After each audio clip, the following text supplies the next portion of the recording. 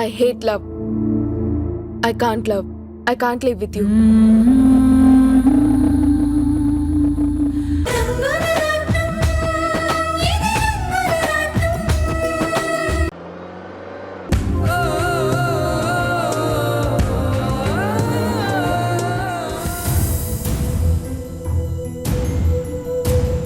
చిన్నమ్మగారు అలా కోపంగా ఉన్నారేంటి? నేను అక్కడికి వెళ్ళినందుకు నా మీద కోపం వచ్చినట్టుంది. ఇప్పుడు ఏదైనా అడిగితే ఏం చెప్పాలి? హీరో అని అనుకుంటున్నారా మీరు? నేనా? మరి నేనా? ముందు వెనక ఆలోచించకుండా మీకు తోచినట్టు చేసేయడమేనా? నేనేం చేశాను? నాతో ఒక్క మాట కూడా చెప్పకుండా మీరు గుడికి ఎందుకు వెళ్ళినట్టు? అది మల్లికి వాళ్ళ నాన్న బలవంతంగా గుళ్ళో పెళ్లి చేయబోతున్నాడని సుగుణ గారు చెప్తే వెళ్ళాను. అదే ఆ వెళ్ళడమే ఎందుకు అని. ఎందుకంటే మల్లికి ఇష్టం లేని పెళ్లి జరుగుతుంటే వెళ్ళి ఆపాలి కదా. తన పెళ్లిని నిర్ణయించింది వాళ్ళ నాన్న. ఆ పెళ్లిని ఆపాల్సిన అవసరం మీకేంటి? అలా అడుగుతారేంటి? మళ్ళీ నా స్నేహితురాలు. కేవలం ఫ్రెండేనా? ఇంకా ఏదైనా ఉందా? ఇంకే ఉంటుంది, మీరే చెప్పండి. ఒక ఆడపిల్లకి ఇష్టం లేని పెళ్లిని బలవంతంగా చెయ్యాలనుకోవడం తప్పు కదా? తప్పే. కానీ అక్కడ ఆ గొడవలో వాళ్ళు మిమ్మల్ని ఏవైనా చేసి ఉంటే? ఏమో, నేను అంత దూరం ఆలోచించలేదు. నా స్నేహితురాలికి ఇష్టం లేని పెళ్లిని ఆపాలని మాత్రమే అనుకున్నాను. ఆ శివయ్య దయ వల్ల చివరికి అదే జరిగింది. ఆ శివయ్యే ఈ శివాని పంపించి ఒక మంచి పని చేయించాడు అనుకుంటానులే. అమ్మయ్యా, నవ్వారు. ఏ ఎందుకలా అన్నారు? ఏమో, మీరు కోపంగా ఉంటే నాకు నచ్చదు. సంతోషంగా నవ్వుతూ ఉంటేనే బాగా అనిపిస్తుంది.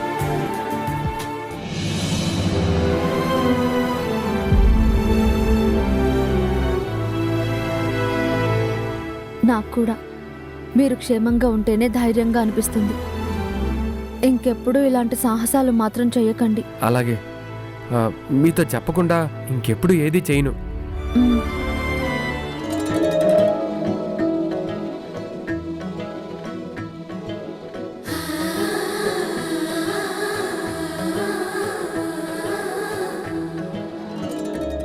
అనవసరంగా నేనే ఏదేదో ఊహించుకుని కంగారు పడ్డాను. నా రాధా మనసు మల్లె పువ్వు లాంటిది. తన పక్కన ఎప్పటికీ ఉండేది నేను మాత్రమే.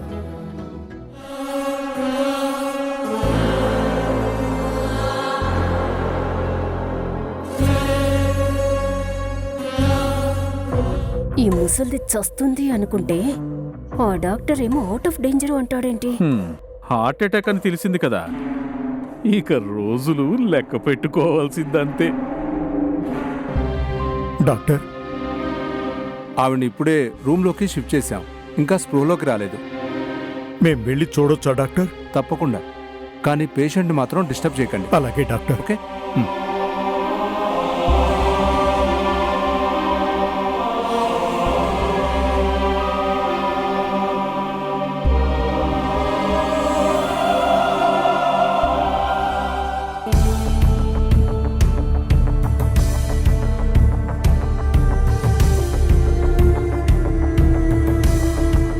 నేను పక్క రూమ్లోనే ఉంటాను, అవసరమైతే పిలవండి.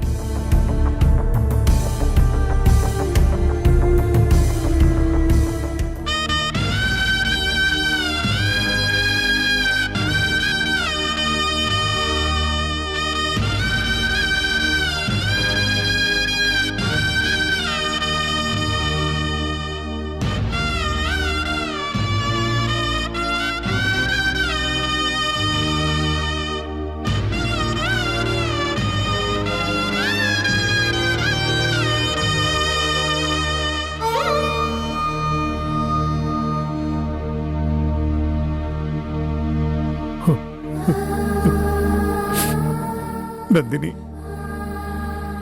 చూసావా మీ అత్త ఎలా పడుందో? ఊరుకో ఊరుకోండి మావయ్య, ఊరుకోండి. ఇలాంటప్పుడే అయిన వాళ్ళ అవసరం తెలిసేది బావా. మన అదృష్టం బాగుంది కాబట్టి గండం గడిచింది. ఒక్క పూటలు పరిస్థితి ఎలా మారిపోయింది. పార్వతిని ఇలా చూడాల్సి వస్తుందని నేను కల్లో కూడా అనుకోలేదు.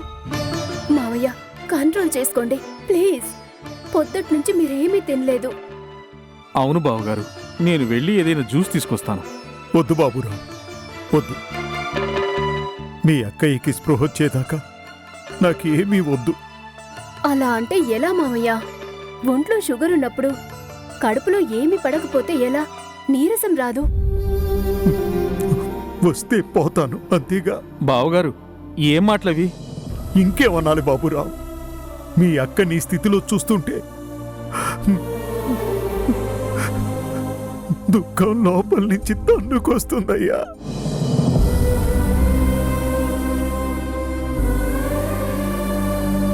ప్లీజ్ ప్లీజ్ మావయ్య, కొడుకు కోడలు సమయానికి దగ్గర లేకపోయారనే కదా మీ బాధ. హర్షానేమో ఫిజియోథెరపీ కోసం వెళ్ళాడు.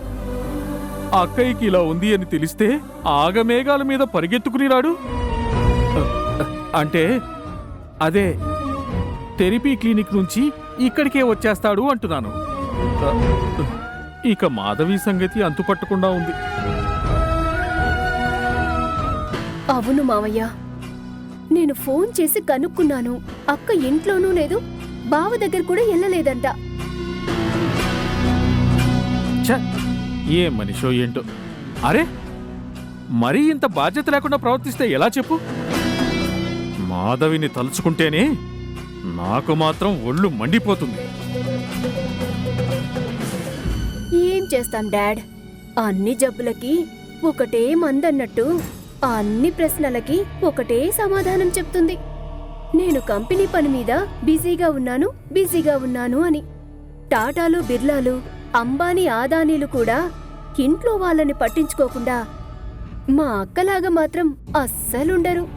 నిజమే, మనిషికి ఎంత పని ఒత్తిడున్నా కనీసం ఫోన్ చేసి ఇంట్లో వాళ్ళకి చెప్పాలి కదా. ఆ, ఎందుకు చెప్తుందిలే బావా. అందరూ కలిసి దేవత అని నెత్తి మీద పెట్టుకున్నారు కదా. హద్దులు దాటిన ప్రేమని చూపిస్తే ఇదిగో ఇలాగే నెత్తి మీదకెక్కుతారు. చాలు. ఎవరిని ఎంతలో ఉంచాలో గ్రహించకపోవడం నాదే తప్పు.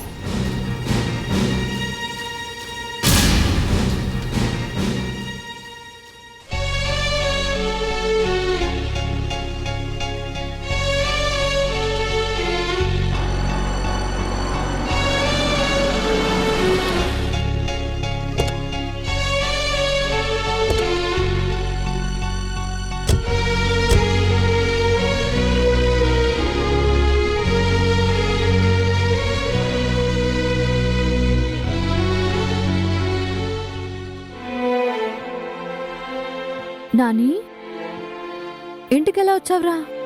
నన్ను తీసుకురావడానికి మా స్కూల్కి ఎవరూ రాలేదుగా. వెయిట్ చేసి నాకు బోర్ కొట్టింది. మా టీచర్ విషయం తెలుసుకుని ఇప్పుడే నన్ను ఇంటి దగ్గర డ్రాప్ చేసి వెళ్ళింది. నాని బాబు, నన్ను క్షమించు. నేను ఒక పని మీద బయటికి వెళ్లాల్సి వచ్చింది. అమ్మగారికి నేను ముందే చెప్పాను. శివ అంకుల్ రాకపోతే నువ్వైనా స్కూల్కి రావాల్సింది కదా. అమ్మగారు వచ్చారా?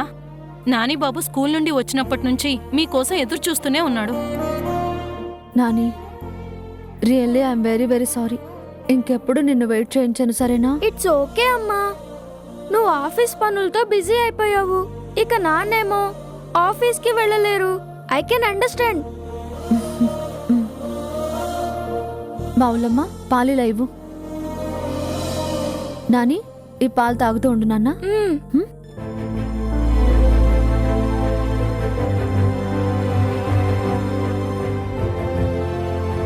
మా ఊళ్ళమ్మ, అత్తయ్య మావయ్య ఏరి?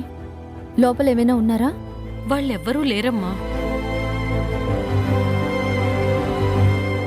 లేరా? ఎక్కడికెళ్లారు?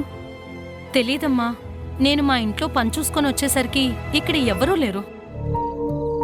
ఆశ్చర్యంగా ఉంది. అత్తయ్య మావయ్య ఎక్కడికెళ్ళినట్టు? చిన్నమ్మగారు, ఒకసారి పెద్దయ్య గారికి ఫోన్ చేసి కనుక్కోండి. అలాగే.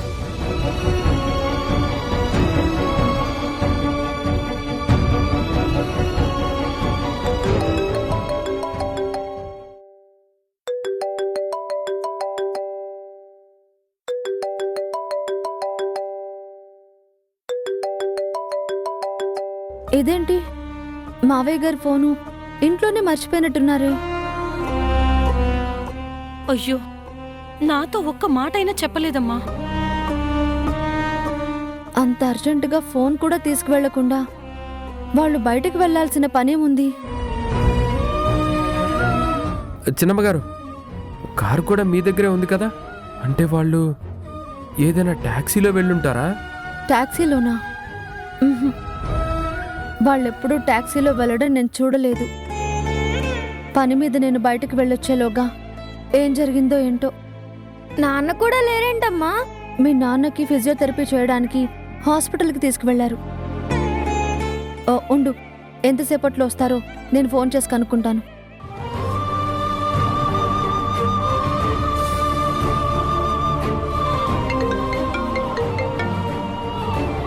హలో, ఎవరు? నేను హర్ష గారి ఇంటి నుంచి మాట్లాడుతున్నాను. ఆయన ఫోను మీరు తీసారేంటి? హర్ష సార్కి ఇంకా ఫిజియోథెరపీ జరుగుతుందండి. మధ్యలో డిస్టర్బ్ కాకూడదనే ఫోన్ నాకిచ్చి వెళ్ళారు. అవునా? ఇంకా ఎంతసేపు పడుతుంది? పికప్ చేసుకోవడానికి నన్ను అక్కడికి రమ్మంటారా? అవసరం లేదండి, ఒక పావు గంటలో అయిపోతుంది. సార్ని మేమే ఇంటి దగ్గర డ్రాప్ చేస్తాం. సరే, మీరు జాగ్రత్తగా తీసుకురండి. అలాగేనండి. అమ్మగారు, నందిని అమ్మ కూడా ఇంట్లో లేరు. ఒకవేళ తనే వాళ్ళిద్దరినీ ఎక్కడికైనా తీసుకెళ్ళిందేమో. అదే జరుగుంటుంది. నందిని గారికి ఫోన్ చేసి చూడండి.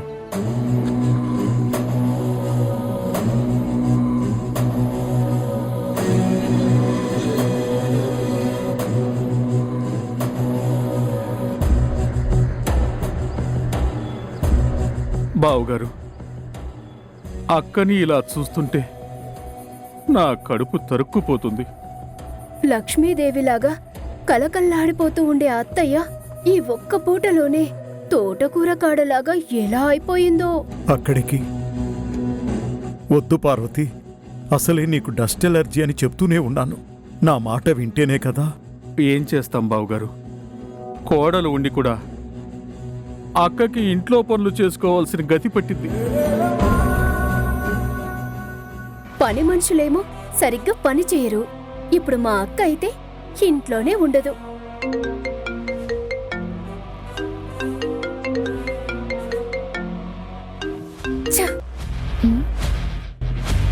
అసలు టెన్షన్లో ఉంటే ఈ ఫోన్ ఒకటి.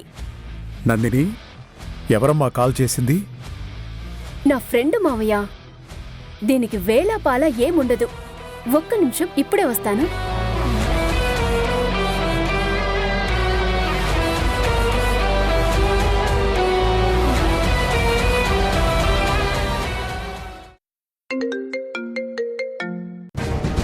హలో అక్క.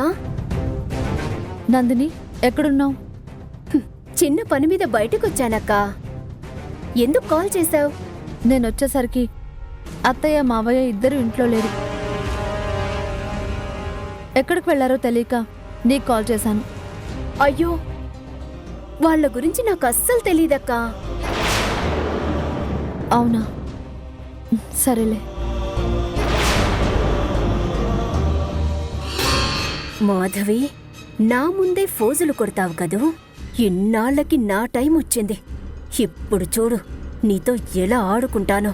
కిక్ బాక్సింగ్ ఆట. రక్తం చిందకుండానే నీ చేత కన్నీళ్లు కార్పిస్తాను.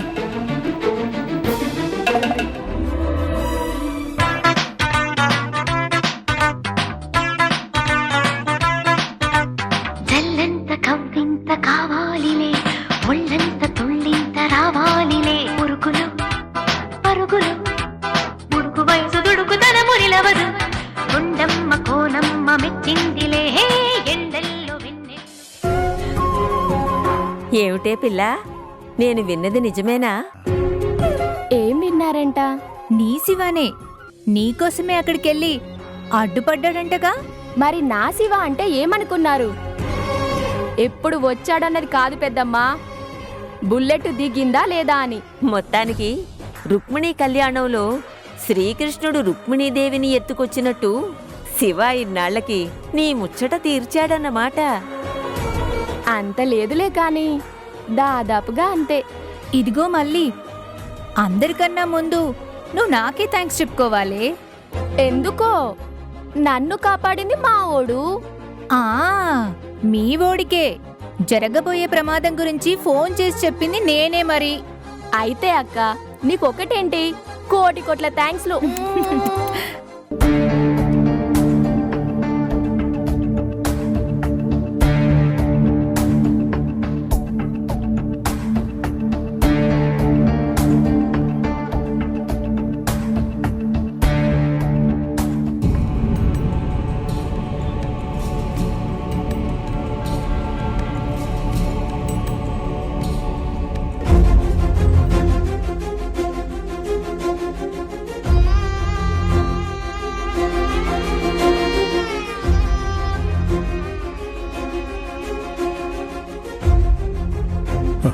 పార్వతి, పార్వతి,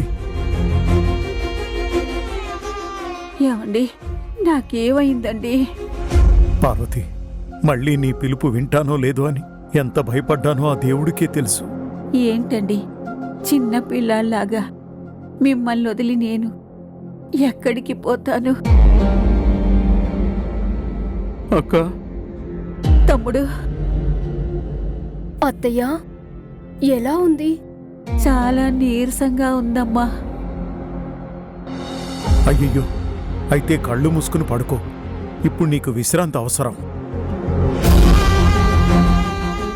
ఏమండి, మాధవి ఏది?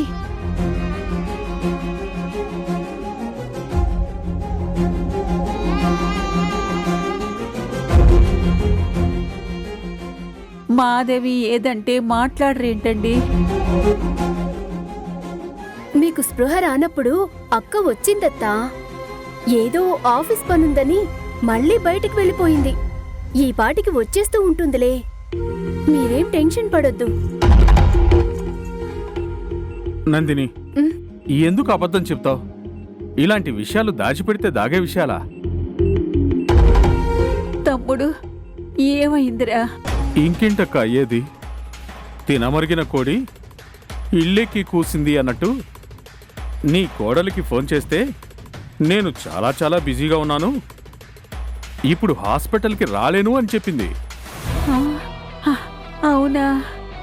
అవునత్తా, బావేమో ఫిజియోథెరపీ కోసం వెళ్ళాడు కదా, ఇంతలోనే మీరు గుండె నొప్పితో కంగారు పెట్టేశారు. నాకొచ్చింది గుండె నొప్పా? కంగారు పడాల్సిందేం లేదు పార్వతి. మైల్డ్ పెయిన్ అని మాత్రమే డాక్టర్ చెప్పారు. మైల్డో సివియరో, ఇలాంటి టైంలో కూడా ఇంటి కోడలు అత్తగారిని పట్టించుకోకపోవడం మాత్రం చాలా దారుణం. పోనీలేరా, అర్జెంటు పనిలో ఉంటే ఎలా వస్తుంది? బా, ఇప్పుడు తన గురించి అవసరమా? నువ్వు రెస్ట్ తీసుకో.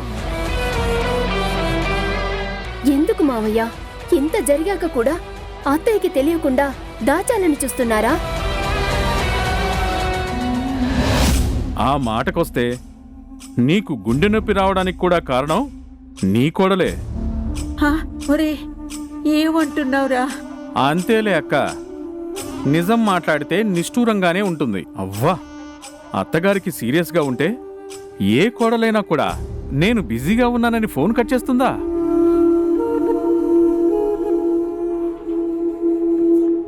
మీరు కాబట్టి ఊరుకుంటున్నారు గాని ఇంకో అత్తమామలైతే ఈ పాటికి మాధవిని. బాబురావు, తన్ని డిస్టర్బ్ చేయొద్దని డాక్టర్ చెప్పారు కదా, ఇప్పుడు ఎందుకు అవన్నీ? ఎందుకేంటి మావయ్య, తన కోడలు ఎంత హెడ్ స్ట్రాంగ్ గా బిహేవ్ చేస్తుందో అత్తయ్యకి మాత్రం తెలియొద్దు? ఏంటి తెలిసేది? ఎంత ముఖ్యమైన పని కాకపోతే ఇలాంటప్పుడు కూడా మాధవి ఇక్కడికి రాకుండా ఉంటుంది. మరదే, ఇంటి దీపం కదా అని ముద్దు పెట్టుకున్నావనుకో మూతి కాలుతుంది మరి. ఇంత జరిగాక కూడా నీ కళ్ళు తెరుచుకోకపోతే ఇంకేం చేస్తాను చెప్పు? ఎవ్వరూ ఏమీ చెయ్యొద్దు. మా కర్మ ఎలా ఉంటే అలాగే జరుగుతుంది. దయచేసి మీరు బయటికి వెళ్ళండి. అంతేలే, హ్యాండ్ ఇచ్చిన కోడల్ని ఏమీ అనలేరు గాని తోడుగా కనిపెట్టుకున్నందుకు మాకు పడింది బ్యాండ్. అర్థమైందిగా. ఇంకా ఎందుకున్నాం ఇక్కడ? బయటికెళ్ళి కూర్చుందాం. పద పద.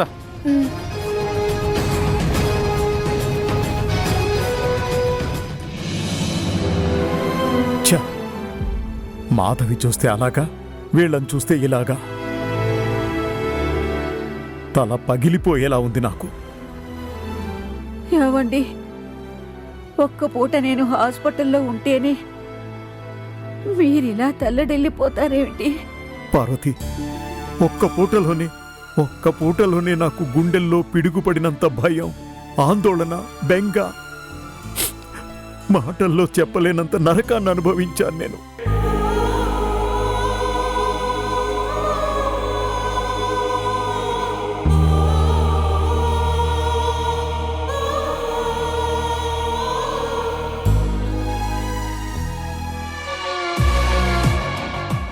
నందిని, బావగారు ఏదో చిరాకులో మాటలు అన్నారులే. ఆయన ఏదో టెన్షన్లో ఉన్నారు. అయినా మనం మళ్ళీ కాకా పట్టాలి కదా. నువ్వు వెళ్ళి జ్యూస్ తీసుకురాపో. అలాగే డాడ్.